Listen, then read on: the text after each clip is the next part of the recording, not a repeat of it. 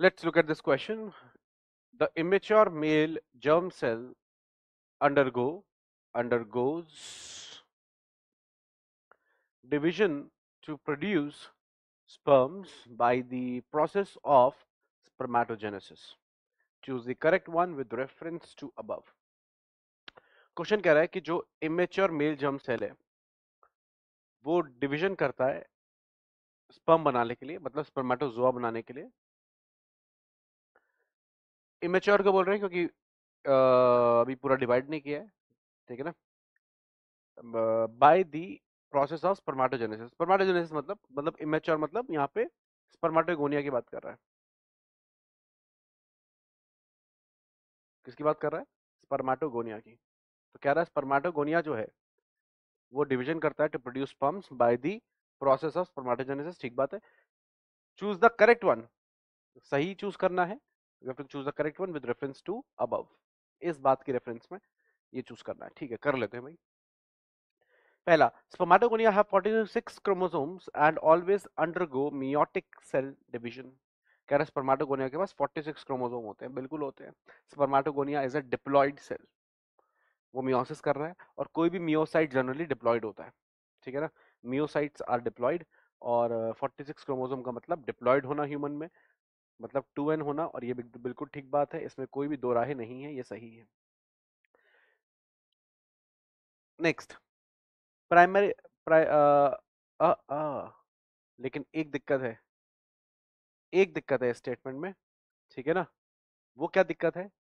वो ये दिक्कत है, pay attention, it always undergoes meiotic cell division. ऐसा नहीं होता। Spermatogonia unlike oogonia, unlike oogonia rapidly divide कर सकते हैं, मतलब माइटोसिस कर सकते हैं। ऊगोनिया एक बार जितने डिवाइड करते कर गए उसके बाद माइटोसिस नहीं करते। लेकिन spermatogonia on the other hand continuously mitosis करते रहते हैं। इसीलिए स्पर्मेटोजेनेसिस एक कंटिन्यूस प्रोसेस है। एक बार प्यूबर्टी आ गई उसके बाद शुरू होगा, और जब तक हेल्थ बढ़िया है, टेस्टोस्टेरोन बढ़िया है एक मेल का, चाहे वो 80 साल का क्यों ना हो जाए, अगर उसकी बॉडी में टेस्टोस्टेरोन बढ़िया है, बॉडी हेल्दी है, फिट है, जवान है ना, तगड़ा है, तो उसकी बॉडी में स्पर्मेटोजेनेसिस चलता रहेगा। ठीक है ना। वो रुकता नहीं है। क्यों? क्योंकि स्पर्मेटोगोनिया कंटिन्यूसली डिवाइड करते रहते हैं। तो ये गलत है कि एंड ऑलवेज अंडरगो, जरूरी नहीं है। It can undergo mitosis as well.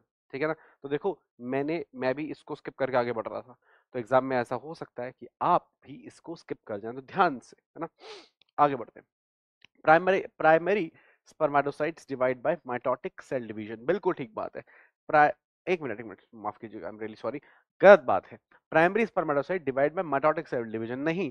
Primary spermatocyte mitosis से डिवाइड नहीं करते। देखिए ध्यान से समझेगा, जो स्पर्मेटोगोनिया होता है ना, जब तक वो स्पर्मेटोगोनिया है तब तक ही वो माइटोसिस कर सकता है। एक बार उसने मियोसिस में कदम रख दिया, मियोसिस का कदम कहां से शुरू हो गया?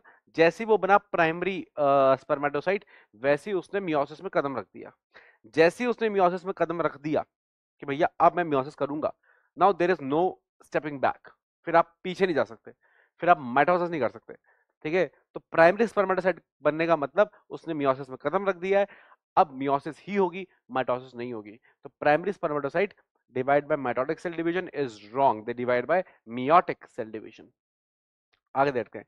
Secondary spermatocytes have 23 chromosomes and undergo second meiotic division. Yes, correct. Meiosis 2 बोलना चाहिए, हालांकि सेकंड मियोटिक डिवीजन भी बोल सकते हैं। बिल्कुल कोई इसमें बहुत दिक्कत नहीं है। सेकेंडरी स्पर्मेटोसाइट्स जो होते हैं वो 23 क्रोमोसोम होते हैं उनके पास। बिल्कुल ठीक बात है।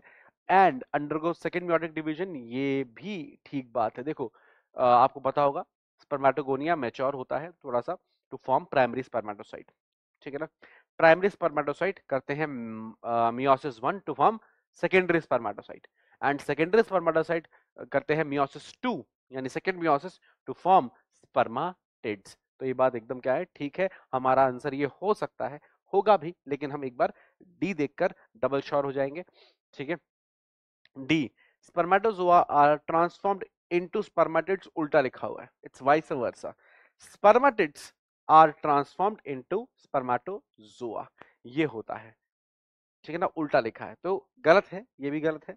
ठीक है ना, सही क्या हो गया, सी हो गया। पूछा क्या है, सही पूछा है, तो आंसर इज सी। क्या कॉन्सेप्ट लगाया मैंने, कॉन्सेप्ट लगाया ऑफ सिंपल स्पर्मेटोजेनेसिस। अगर आपको स्पर्मेटोजेनेसिस आता है, ठीक है, एज अ कॉन्सेप्ट, तो आप इस क्वेश्चन को आसानी से कर लेंगे। लेकिन नहीं आता है या आपको दिक्कत है मियोसिस में, तो आपको दिक्कत आएगी। तो ध्यान रखिएगा, मैं एक छोटा सा आपको एक सजेशन दे रहा हूँ। Students, whenever you study spermatogenesis और oogenesis, जब भी आप स्पर्मेटोजेनेसिस पढ़े या oogenesis पढ़े, तो ध्यान रखिए एक बार मेरे कहने पे आप 11th क्लास की एनसीईआरटी में जाएं और एक बार मियोसिस जरूर पढ़ लें।